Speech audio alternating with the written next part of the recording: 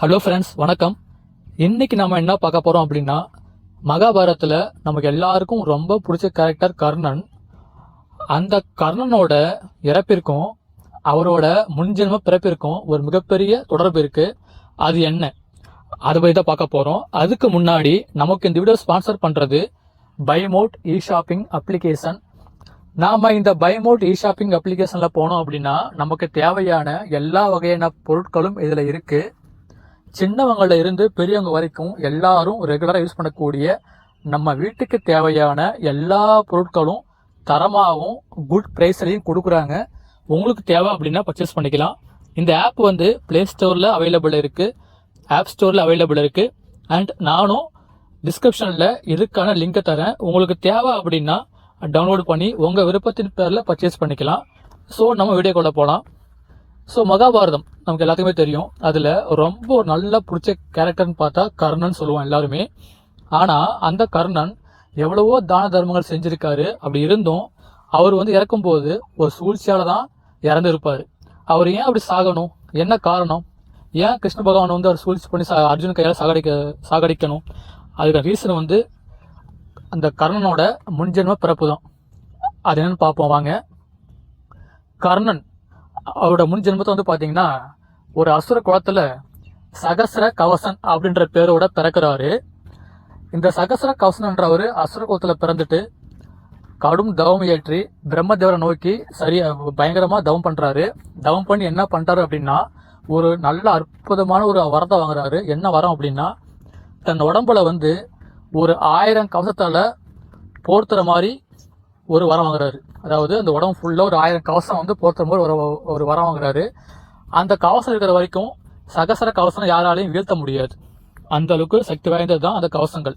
அப்படி பார்க்கும்போது இந்த சகசர கவசம் என்ன பண்றாரு அப்படின்னா, பல பேர் வந்து துன்புறுத்துறாரு இந்த முனிவர்கள், தேவர்கள், மக்கள் அப்படின்ட்டு.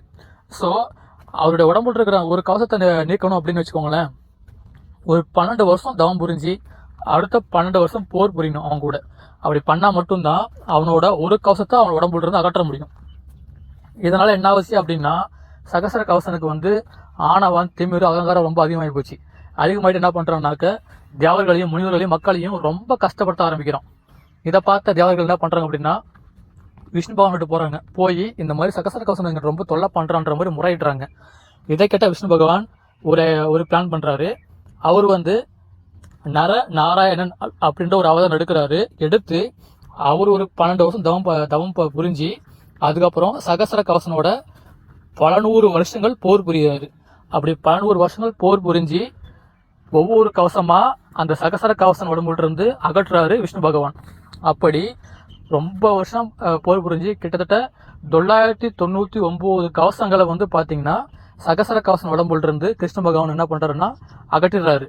அப்படி கடைசியில வந்து இப்படி போயிட்டு இருக்கும்போது ஒரு பிரம்ம பிரளயம் ஏற்பட்டு மிகப்பெரிய பூகம்பம் மாதிரி ஏற்பட்டு என்ன ஆகுது அப்படின்னா, அந்த டைம்ல சகசர கவசம் வந்து அந்த ஒரு கவசத்தோட சூரிய லோகத்துக்கு போயிடுறாப்புல.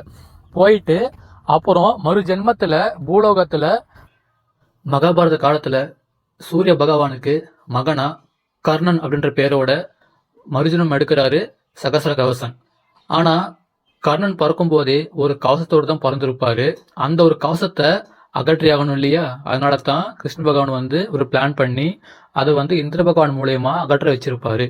ஸோ அதனால தான் கர்ணனையும் வீழ்த்த முடிஞ்சது மகாபாரத போர்ல. அப்புறம் அர்ஜுனன் கையால ஏன் வந்து கர்ணன் இறக்கணும் அப்படின்னா, ஒரு பாண்டவர்கள் வந்து ஒரு காலத்துல 12 வருஷம் வனவாசம் போயிருப்பாங்க.